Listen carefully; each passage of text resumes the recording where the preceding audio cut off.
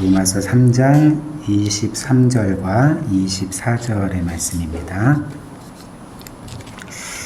제가 23절을 읽고 24절을 같이 읽도록 하겠습니다. 모든 사람이 죄를 범하였음에 하나님의 영광에 이르지 못하더니 그리스도 예수 안에 있는 속량으로 말미암아 하나님의 은혜로 값없이 의롭다 하심을 얻은 자 되었느니라. 아멘. 오늘도 이어서 하나님의 은혜에 대해서 함께 말씀을 나눠보려고 합니다.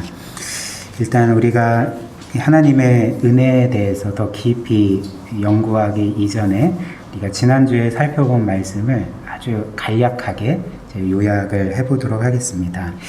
지난주 우리가 함께 나눈 말씀, 하나님의 은혜에 대해서 우리가 핵심적으로 나눈 주제는 무엇이었냐면 왜 어떤 사람들에게는 하나님의 은혜가 의미 없게 다가오는가, 이 문제에 대해서 우리가 성경의 답을 함께 살펴보았습니다.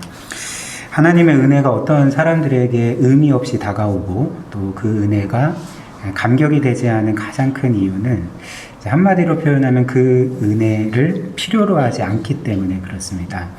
그리고 왜 어떤 사람들은 하나님의 은혜를 그렇게 무가치하게 여기는가, 의미 없이 여기는가, 거기에 대한 답을 우리는 그 은혜의 교리를 근거로 하는 성경의 4가지 진리를 믿지 않기 때문에, 머리로는 알고 있을지라도 실제로는 믿지 않기 때문에 그 은혜를 은혜로 여기지 않고 별 의미 없는 것으로 치부한다. 우리가 이렇게 살펴보았죠. 그래서 4가지를 살펴보았는데요.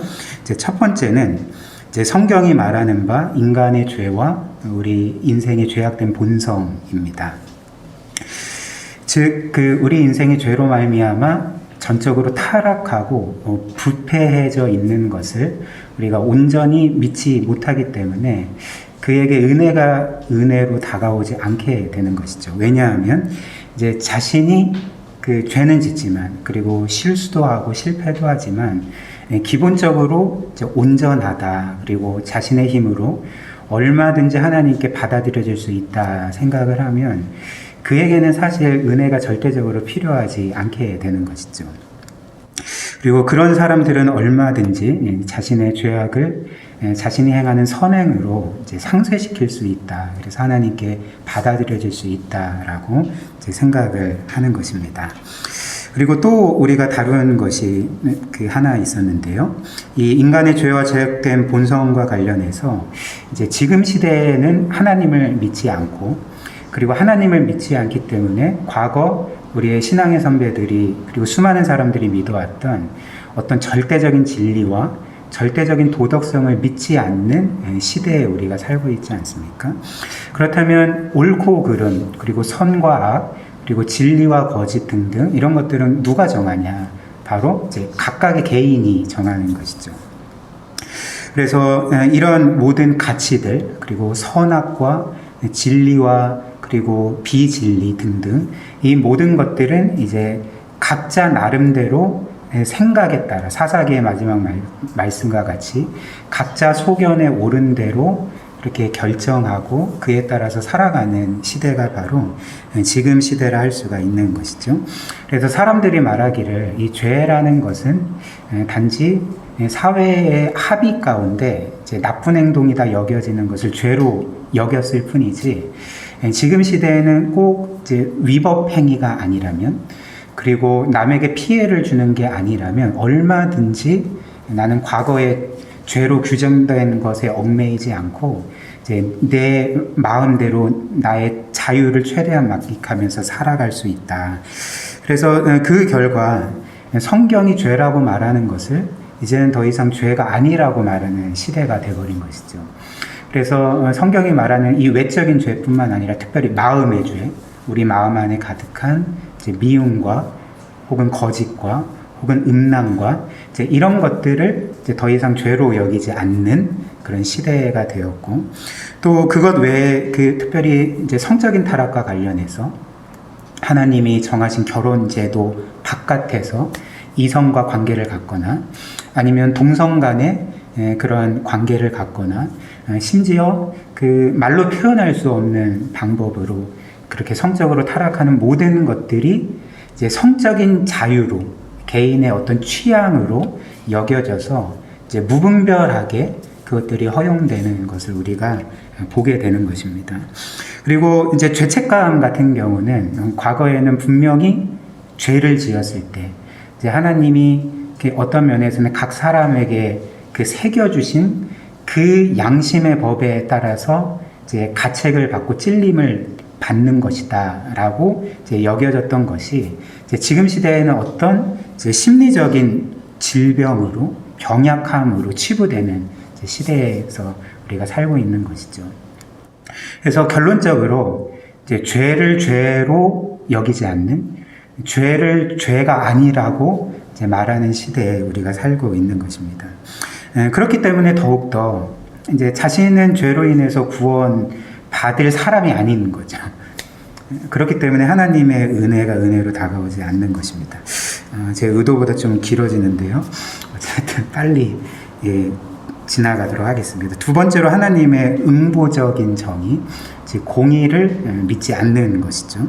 그래서 지금 시대의 사람들은 신을 믿지 않지만 그래도 이제 믿는 사람들 중에서도 사실 성경의 하나님을 믿는 것이 아니라 이제 그들 나름대로 자신들이 원하는 하나님 신상을 가지고 그렇게 믿는다 말하는 시대가 지금 시대인 것 같습니다.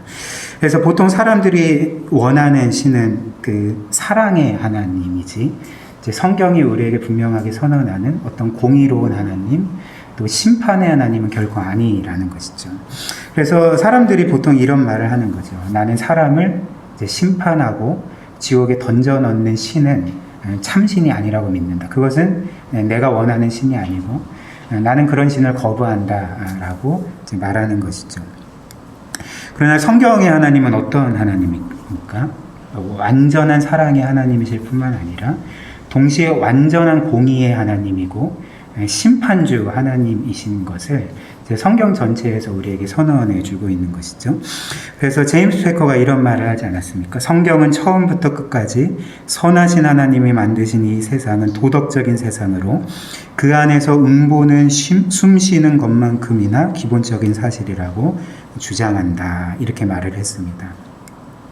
그래서 만약에 우리가 이 우주 만물을 다스리는 신을 상정을 한다면 그 신이 어떤 공의나 혹은 법 질서나 이런 것들에 대해서 대수롭지 않게 여기는 신이라면, 그래서 제가 지난주에 예를 들어드린 것처럼 그 600만 명의 유대인을 학살한 그 아돌프 히틀러에게 아돌프 그래 사람은 누구나 실수하기 마련이지 너도 그럴 거야 그러나 걱정하지 말렴 내가 너를 구원해 줄게 라고 그렇게 말하는 신이 있다면 사실 이 세상은 곧바로 무법천지가 될 것입니다. 그리고 실제로 여러분들은 이런 신을 원하겠습니까?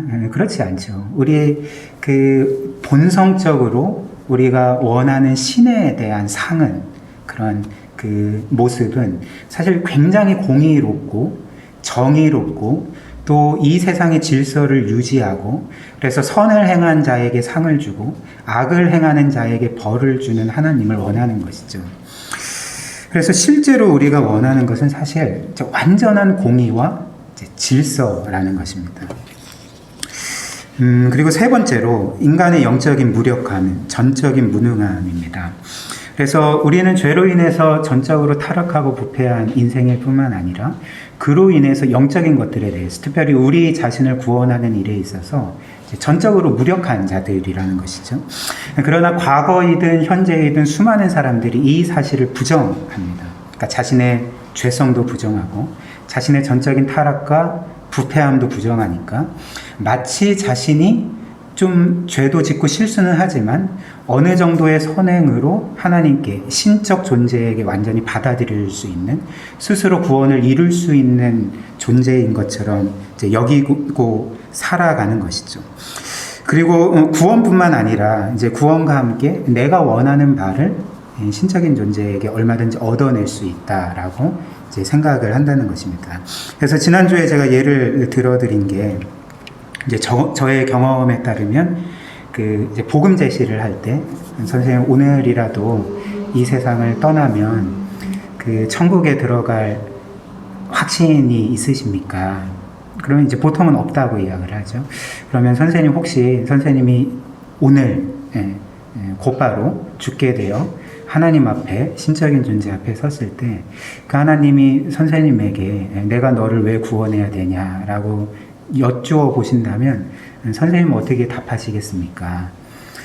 그럴 때 거의 100명 중에 95명이 저는 뭐 좀 선하게도 산 것 같고 뭐 나름 성실하게 산 것 같고 뭐 잘못은 했지만 그래도 뭐 그렇게 크게 잘못한 것 같지는 않아서 이런 이유로 구원해 주시지 않을까요? 거의 이런 대답을 합니다. 그러니까 제가 말씀드린 것처럼 그 우리 죄악으로 그 타락한 부패한 인간의 이 디폴트 상태는 율법주의인 거죠. 그러니까 이 율법주의가 꼭 율법을 지켜서 구원을 받으려고 하는 것뿐만 아니라 자기가 자기 인생을 결정하려고 하는 것이죠.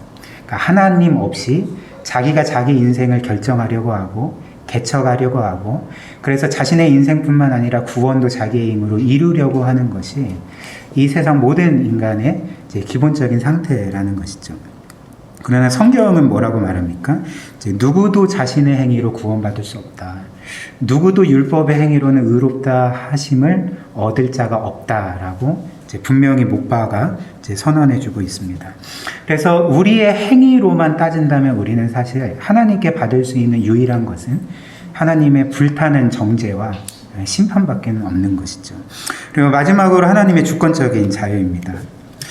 제 은혜가 의미 없이 다가오는 주요한 이유 중에 하나, 마지막 항목이 바로 그 사람들이 보통 이렇게 생각을 하는 거죠. 하나님이라는 분이 계시면 그 하나님은 나에게 뭔가 빚져 있고 나에게 잘해 주실 의무를 갖고 계셔.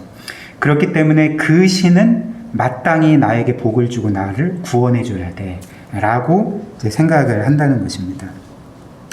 왜 이런 생각을 가질까요? 그러니까 앞에 세 가지 성경의 진리, 인간의 죄악된 본성, 또 하나님의 공의, 응보적 공의, 그리고 인간의 영적인 무력함, 무능함을 이제 믿지 않으면 자신이 뭔가 그래도 나름 괜찮은 자라고 생각을 하기 때문에 그래서 하나님과 자신의 관계를 이제 이런 식으로 하나님이 뭔가 자신에게 빚진 것처럼 뭔가 잘해 주실 의무를 갖는 것처럼 그렇게 여긴다는 것입니다. 결코 그렇지 않죠. 우리가 아는 성경이 우리에게 선포하는 하나님은 어떤 분입니까? 그분은 영원히 스스로 계신 하나님이시고 또 스스로 계신 하나님이라는 것은 창조주요 만왕의 왕으로서 그 누구에게도 빚지시지 않으시고 그 누구의 어떤 의무도 가지시지 않으시고 오히려 하나님 위의 모든 것들이 하나님을 전적으로 의존하는 하나님께 전적으로 빚져 있고 절대적인 의무를 갖는 그래서 하나님께 절대적으로 순종해야 되는 것을 가리켜서 하나님의 절대 주권 혹은 이제 주권적인 자유라고 할 수가 있는 것입니다. 그러나 사람은 어떤 일을 범했습니까? 이렇게 하나님께 전적으로 의존해 있고 전적으로 빚져 있고 그리고 하나님께 전적으로 순종해야 마땅했지만 이제 첫사람 아담의 범죄에서 보는 것처럼 이제 그 의무를 저버리게 되는 거죠. 이제 자신이 하나님이 되고자 그러니까 하나님을 떠나 자기 스스로 독립적으로 살고자 이제 하나님의 계명을 깨트리고 하나님을 반역하지 않았습니까? 그래서 사람이 하나님께 마땅히 받아야 될 유일한 것은 반복해서 말씀드리지만 이제 하나님의 진노와 정죄와 심판밖에 없다는 것이죠.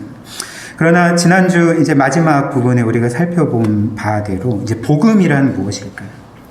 이제 우리에 대해서 어떤 의무도 없고 어떤 것도 빚지지 않는 그 하나님께서 마치 우리에게 전적으로 빚져 있는 것처럼 전적인 의무를 가지신 것처럼 그렇게 우리를 책임있게 사랑하시고 우리를 그렇게 신실하게 대하시고 그래서 우리를 구원하시고 우리에게 가장 큰 복을 주시는 것이 바로 복음이 아니겠습니까?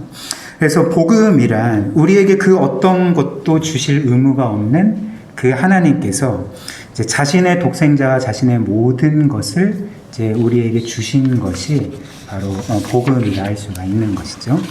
그리고 이제 오늘 새로운 내용을 이어서 살펴보도록 하겠는데요. 그러니까 아까 앞에서는 왜 사람들이 은혜를 의미 없게 여기는가에 대한 이유를 살펴봤고, 이제 오늘 남은 시간은 어떤 사람들에게는 왜 이 은혜가 감격스러운 것으로 다가오고 경험되게 되는가, 왜 그 은혜를 찬양하게 되는가, 이 이유를 함께 살펴보도록 하겠습니다. 일단은 그 답을 간단하게 말씀을 드리면, 그 하나님의 은혜에 우리를 향한 지극히 놀라운 그 하나님의 사랑이 담겨져 있기 때문에 그런 것이죠. 그래서 이 하나님의 놀라운 사랑을 오늘 우리가 두 가지로 살펴보도록 하겠는데, 첫 번째는 이제 하나님이 우리를 의롭다 하시는 칭의에서 살펴볼 거고요. 두 번째는 하나님이 우리를 의롭다 하실 뿐만 아니라 자신의 아들로, 딸로 삼으시는 이 양자됨의 교리를 통해서 이 하나님의 은혜, 놀라운 사랑을 살펴보도록 하겠습니다.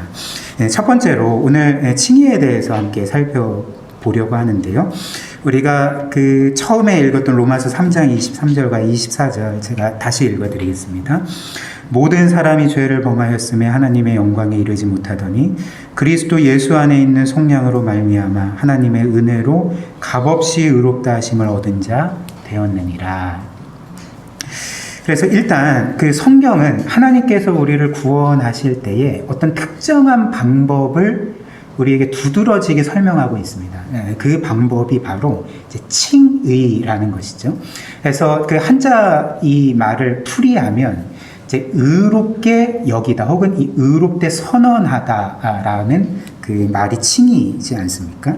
그래서 이 칭의의 신약 헬라어 단어를 보면 이것은 이제 법정적인 용어입니다.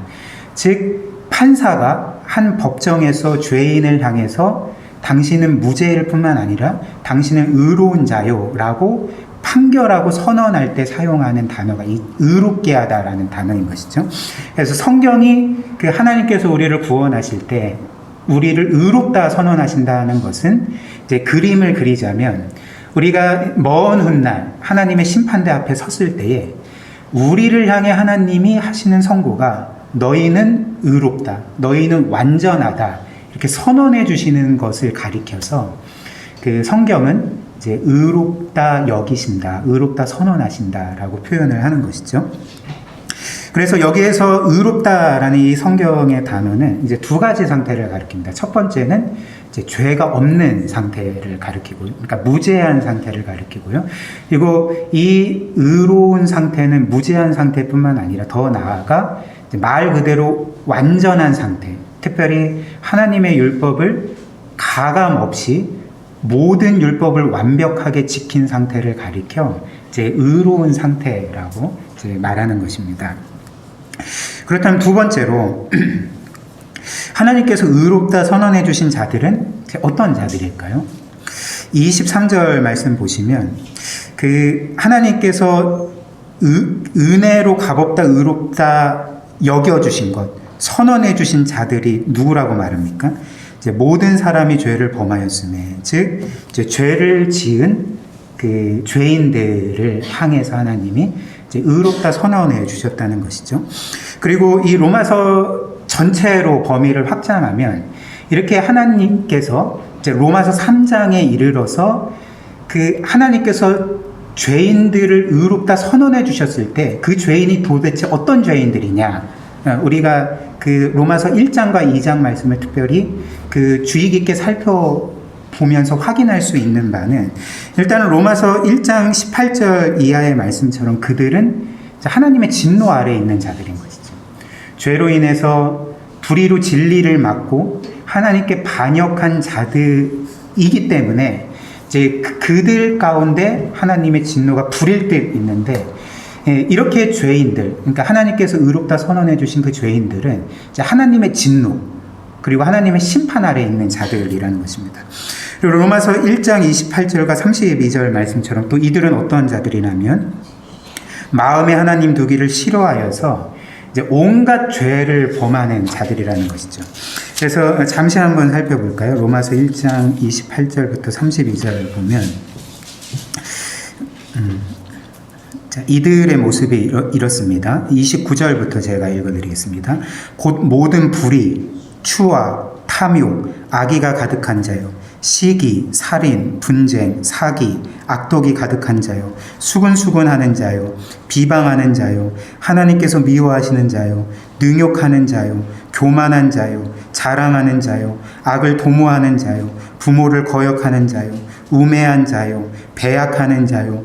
무정한 자요, 무자비한 자라 이렇게 말하고, 그리고 32절 그들이 이 같은 일을 행하는 자는 사형에 해당한다고 하나님께서 정하심을 알고도 자기들만 행할 뿐 아니라 또한 그런 일을 행하는 자들을 이제 옳다고 여기는 자들이 놀랍게도 지금 하나님이 의롭다 선언해 주시는 자들이라는 것입니다.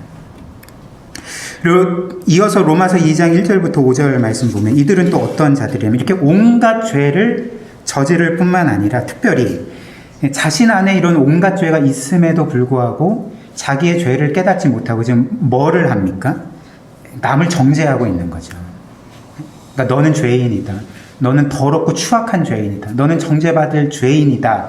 자신이 그런 자임에도 불구하고 자신의 모습을 보지 못하고 남을 그렇게 정죄하는 자들이 이제 놀랍게도 하나님이 의롭다 여겨주신 자들, 죄 없다, 의롭다, 완벽하다 선언해 주신 자들이라는 것입니다.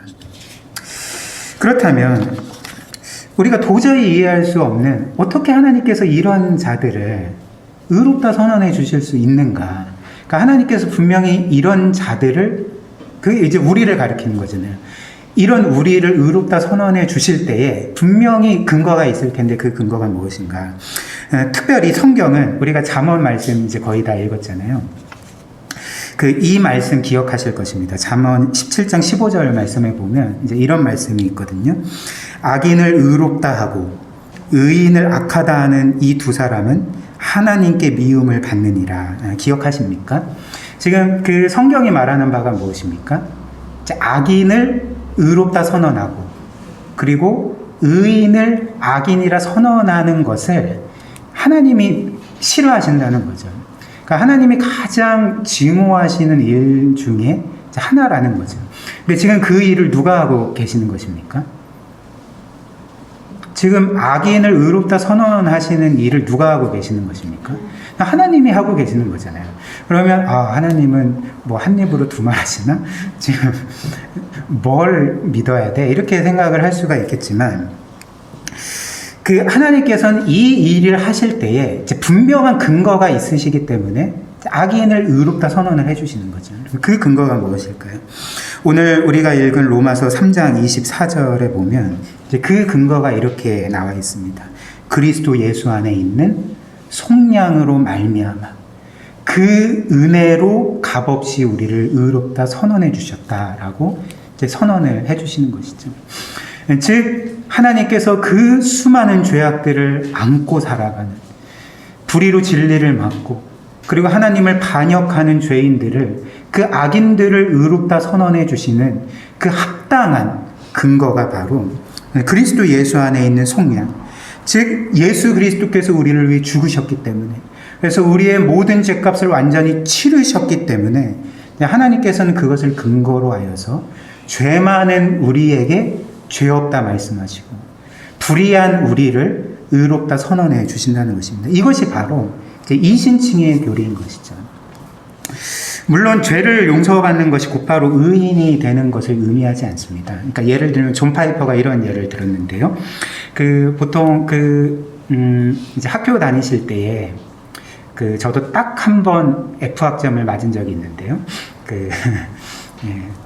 그래서 그 과목을 다시 수강을 할까 말까 하다가 대학원에서 신대원에서 근데 문득 이제 그런 생각이 드는 겁니다. 그래도 나중에 사역을 하려면 F학점 받은 성도들도 계실 텐데 내가 F학점 하나 없어서 되겠냐 하면서 그냥 남겨뒀거든요. 근데 뭐 자랑스러운 건 아니고 뭐 아무튼 그렇습니다. 근데 이의 신청을 할 수가 있잖아요. 이건 부당하다. F를 취소해 주십시오. 그래서 이의 신청이 받아들여지면 곧바로 A 학점이 되는 건 아니죠. 그러니까 그 F학점이 취소되고 다시 수강을 할 수 있지만 F학점이 A학점이 되거나 빵점 맞은 학생이 갑자기 100점이 되는 일은 일어날 수가 없는 것이죠. 그러니까 마찬가지로 하나님께서 그리스도의 완전한 대속으로 인해서 우리를 죄 없다, 그러니까 우리의 모든 죄를 용서해 주시는 것이 곧바로 우리가 모든 율법을 완벽하게 지킨 의인이 된다는 것을 의미하지는 않는다는 것입니다. 그러니까 이해하시죠? 그래서 사실 하나님께서 죄인들에게 너희들은 죄 없다라고 말씀하실 뿐만 아니라 의롭다 선언해 주시기 위해서는 우리에게 죄 용서뿐만 아니라 사실 완전한 의가 필요한 것이죠. 그러니까 우리가 모든 율법을 완전히 지킨 근거가 있어야지 하나님께서 우리를 의롭다 선언해 주실 수 있는 것이거든요. 그러나 그렇다면 하나님께서 이 예수 그리스도의 완전한 대속으로 우리를 죄 없다 선언해 주실 뿐만 아니라 의롭다 선언해 주시는 근거가 무엇인가?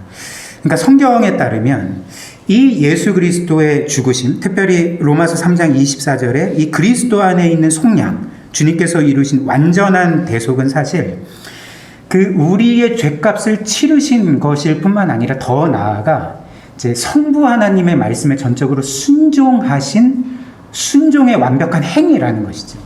그리고 더 나아가서 그 속죄 안에는 우리를 위해서 이 땅에 오셔서 우리가 실패한 하나님의 모든 말씀을 그분이 완벽하게 순종하심으로써 이루신 것에 정점이 되고, 그래서 이 십자가 죽음의 순종을 포함한 그리스도께서 우리가 어긴 모든 하나님의 말씀에 전적으로 순종하셨기 때문에 주님께서는 그분의 죽으심을 통해 우리에게 완전한 죄 용서를 주실 뿐만 아니라 그분이 하나님의 말씀에 전적으로 순종하심으로써 이루신 그 의로움까지 우리에게 주시는 것이죠.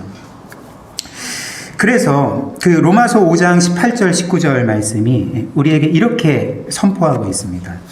그런즉 한 범죄로 많은 사람이 정죄에 이른 것 같이, 제가 굵은 글씨로 써놓은 것에 주목하십시오. 한 의로운 행위로. 여기에서 한 의로운 행위는 지금 누구의 행위입니까? 예수 그리스도의 행위인 것이죠.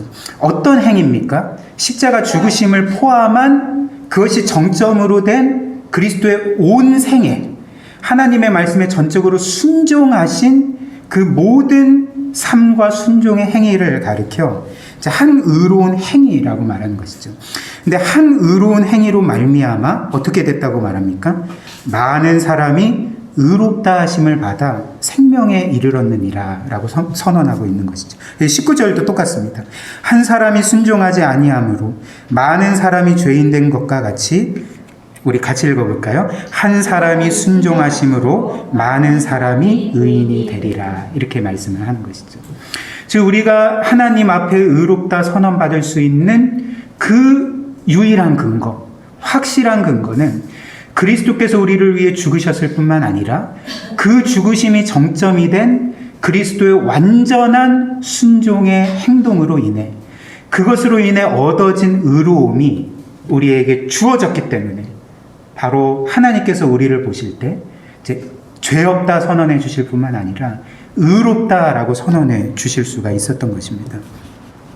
그리고 하나님은 이것을 이제 그리스도를 믿는 자에게 오직 믿음으로만 이 죄 용서와 완전한 의로움을 값없는 선물로 주시는 것이죠.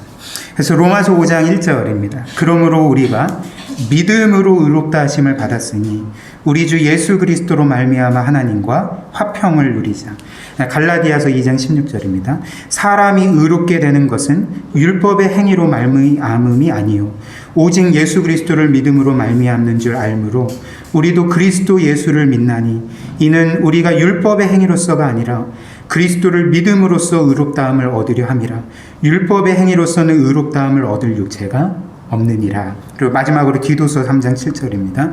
우리로 그의 은혜로 힘입어 의롭다 하심을 얻어 영생의 소망을 따라 상속자가 되게 하려 하심이라. 이렇게 말씀을 하는 것이죠. 시종일관 하나님의 은혜로 말미암아 그리스도의 완전한 대속 안에서 그분의 값없는 은혜로 우리가 하나님 앞에 의롭다 선언을 받고 상속자가 되었다. 이 구원을 우리에게 선포해주고 있는 것이죠. 따라서 이 구원을 정리하자면 이렇게 정리하고 정의할 수 있지 않겠습니까? 구원은 하나님께서 우리를 그리스도처럼 여겨주시는 것이죠. 우리를 바라보실 때에, 그리고 우리의 그 운명을 결정하시고 선포하실 때에 우리를 우리로서 보시는 것이 아니라 바로 우리가 믿음으로 함께 연합한 그리스도 안에서 우리를 바라봐 주셔서 마치 그리스도께서 이루신 그 모든 일이 우리가 이룬 것처럼 여겨주시고 선포해 주시는 것이 바로 성경이 말하는 구원이라는 것입니다. 그래서 성경은 로마서 6장 3절과 4절은 이제 그리스도와 합하여 우리가 죽었고 다시 살아났다. 에베소서 1장 말씀은 하나님께서 우리를 구원하실 때 우리를 그리스도 안에서 구원하셨다. 이렇게 계속적으로 선포하고 있는 것이죠. 따라서 이제 하나님께서 우리를 이렇게 의롭다 선언해 주시면 이후에 우리의 의로운 이 상태와 지위는 결코 변하지 않습니다. 우리가 죄를 범할지라도, 그리고 하나님을 멀리 떠나고, 그리고 하나님을 대적하는 잠시 동안 그런 삶을 산다 할지라도 우리의 이런 의로운 상태와 지위는 결코 변할 수가 없는 것이죠. 왜 그럴까요? 하나님께서 우리를 의롭다 선언해 주시는 근거가 애초부터 우리의 행위에 있는 것이 아니라 그리스도의 완전한 의로움에 있기 때문에 하나님은 우리가 어떤 삶을 살든지 간에 하나님을 멀리 떠나고 하나님을 대적한다 할지라도 늘 우리를 보실 때 그리스도와 하나된 모습으로 보시고 그리스도 안에서 보시고 그리스도처럼 보시기 때문에 늘 우리를 이렇게 의로운 자로 여겨주시고 받아주시는 것입니다. 이것이 바로 놀라운 복음의 진리이자 정말 역사상 수많은 신앙의 선배들이 그토록 감격하고 기뻐하고 감사하며 찬양했던 이 구원의 은혜라는 것이죠. 그래서 제가 최근에 그 어떤 청교도의 기도문을 읽는데 너무 은혜가 되어서 여기에 실어 보았습니다. 그 데이비드 클락슨이라는 청교도의 기도문인데요. 제가 한번 읽어드리겠습니다. 한번 깊이 묵상하면서 이 글을 이제 같이 읽어보십시오. 그리스도의 의가 없이는 아무 소망도 없습니다. 주님, 만약 저의 모든 소망이 단지 이 땅의 것들에만 있다면 저는 세상에서 가장 비참한 자가 될 것입니다. 왜냐하면 저는 그리스도의 의가 없이는 아무 소망도 없기 때문입니다. 저의 인생은 결코 평안할 수 없을 것이며 영원한 생명에 대한 어떤 소망도 갖지 못할 것입니다. 만약 주님께서 저에게 영생에 대한 소망을 거두신다면 저는 모든 사람 중에 가장 비참한 자가 될 것입니다. 저는 이 세상에 즐거움이 없더라도 행복할 수 있겠지만 그리스도의 의가 없다면 이 세상의 모든 것은 저를 행복하게 만들 수 없습니다. 따라서 주님께서 이 세상에서 저를 어떻게 대하셔도 상관이 없고 무엇이든지 주지 않으셔도 상관이 없습니다만 주님, 제가 그리스도의 의를 구할 때 거절하지 말아 주십시오. 저는 욥과 나사롯처럼 이 세상의 부유함과 풍요로움이 없어도 행복할 수 있습니다. 그리고 저는 그리스도와 그분의 제자들처럼 비방과 욕설을 듣는다고 해도 행복할 수 있습니다. 그리고 저는 바울과 실라처럼 옥에 갇힌다 해도 행복하고 평안할 수 있습니다. 그러나 주님, 저는 그리스도의 의가 없이는 결코 행복할 수 없습니다. 저에게 이 땅의 모든 부와 지위와 명예가 있어도 그리스도의 의가 없다면 저는 여전히 비참할 것입니다. 제가 부유하고 부족함이 전혀 없을지라도 그리스도의 의가 없다면 저는 여전히 불쌍하고 비참하고 가난하고 눈멀고 벌거벗은 상태로 살 것입니다. 비록 제가 이 땅에서 원하는 모든 것을 가졌다 하더라도 저에게 그리스도가 없다면, 그분의 의가 없다면 이 모든 것이 무슨 소용이 있겠습니까? 만약 제가 가진 모든 부가 하나님의 진노를 불러온다면 도대체 이 모든 것이 무슨 유익이 있겠습니까? 만약 제가 멸망의 아들 진노의 자식으로 남게 된다면 이 땅의 명예가 저에게 무슨 평안을 주겠습니까? 만약 제가 영원한 고통의 길로 간다면 제가 이 땅에서 누리는 기쁨에 무슨 달콤함이 있겠습니까? 그리스도의 의가 없다면 이 땅의 모든 부귀영화는 제게 비참한 평안과 즐거움이 될 것입니다. 주님, 이 땅에서 저를 어떻게 대하셔도 상관이 없고 저에게 어떤 것을 거두어 가셔도 어떤 것을 거절하셔도 상관이 없습니다. 다만 제가 그리스도를 구할 때 거부하지 말아 주십시오. 제가 그리스도의 의를 구할 때 거부하지 말아 주십시오. 아멘. 이렇게 기도를 했습니다. 저는 이 기도문을 읽으면서 어떻게 이렇게 기도를 할 수 있을까? 어떻게 나의 기도와 이렇게 너무나도 다를까? 한편으로는 좀 낙심이 되면서 이 기도문 안에 복음의 핵심이 담겨져 있구나. 정말 나도 이런 마음으로 기도하고 싶다라는 그런 간절한 마음이 들었습니다. 그러나 마지막으로 이것이 하나님의 구원의 전부가 아니죠. 하나님은 우리를 의로운 자로 선언해 주실 뿐만 아니라 하나님의 영광스러운 아들과 딸로 우리를 양자로 삼아 주시고 그리고 하늘의 영광스러운 모든 기업의 상속자로 세워주시지 않습니까? 그래서 우리가 읽은 디도서 3장 7절 말씀 다시 읽으면 이렇습니다. 우리로 그의 은혜를 힘입어 의롭다 하심을 얻어 의롭다 선언받을 뿐만 아니라 영생의 소망을 따라 상속자가 자녀요 상속자가 되게 하려 하심이라 이렇게 말씀을 하죠. 또 에베소서 1장 5절 말씀도 이렇습니다. 그 기쁘신 뜻대로 우리를 예정하사 예수 그리스도로 말미암아 자기의 아들들이 되게 하셨다 이렇게 말씀합니다. 그래서 이 말씀을 묵상하다가 문득 이런 생각이 들었습니다. 옛날 이야기들 우리가 옛날에 읽었던 동화들을 생각을 해보면 보통 이런 패턴의 이야기들이 있지 않습니까? 그래서 이제 혹시나 이런 이야기들도 있을 것 같아요. 제가 좀 지어봤는데요.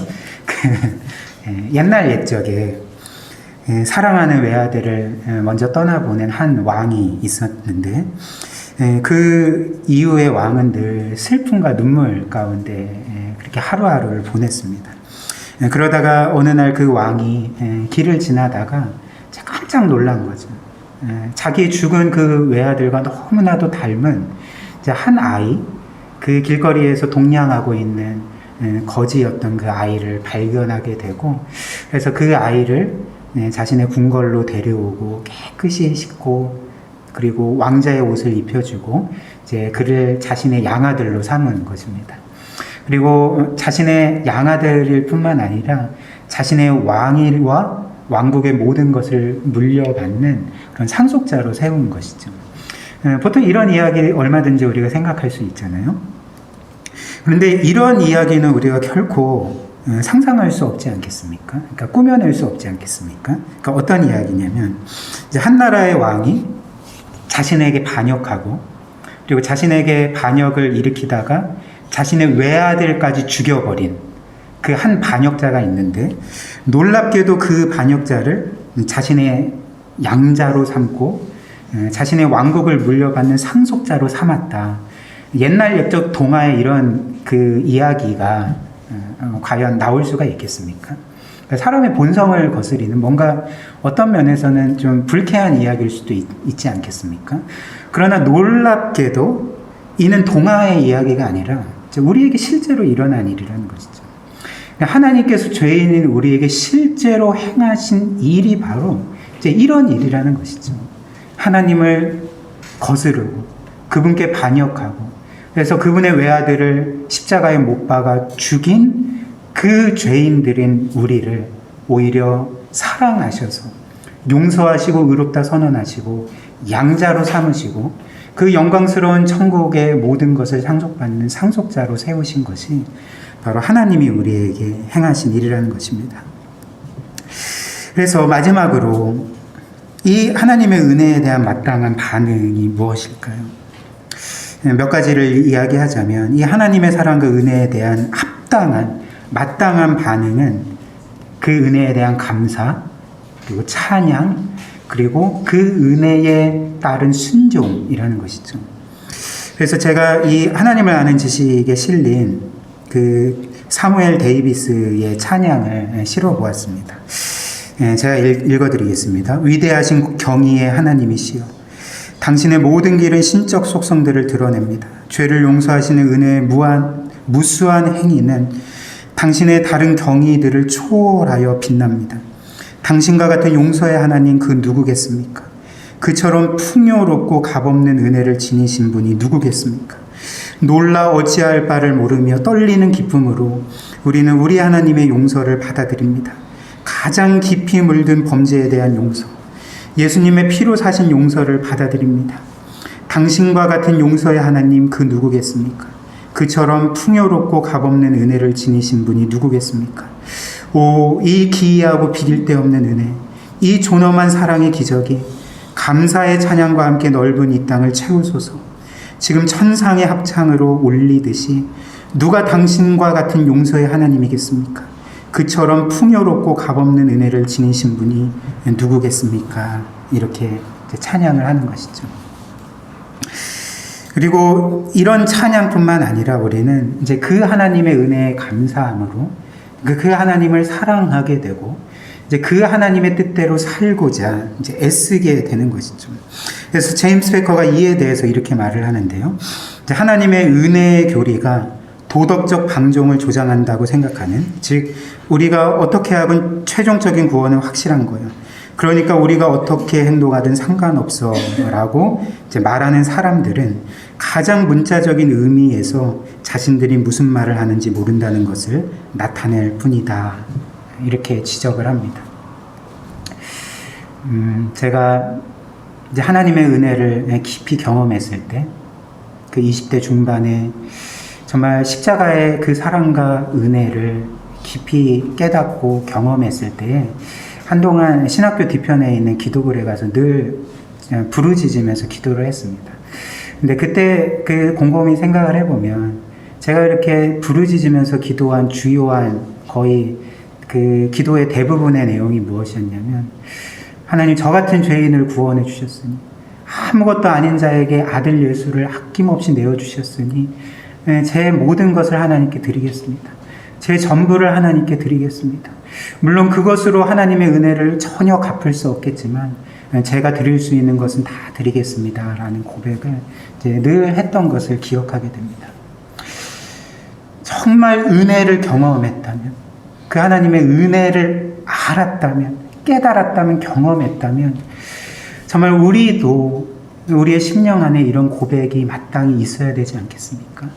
그리고 오히려 이런 고백이 없는 것이 우리가 그 하나님의 사랑과 은혜가 도대체 어떤 것인지, 얼마나 놀라운 것인지를 잘 모르는 것을 보여주는 또 하나의 증거가 되지 않겠습니까? 오늘 이 말씀을 통해 그 하나님의 사랑과 은혜가 얼마나 놀라운지 다시 한번 우리로 하여금 깨닫게 하시고, 그 은혜에 감사함으로써 하나님을 찬양하고 그 하나님의 거룩하심을 따라 거룩한 삶을 살아가는 우리 모두가 되기를 주님의 이름으로 축복합니다.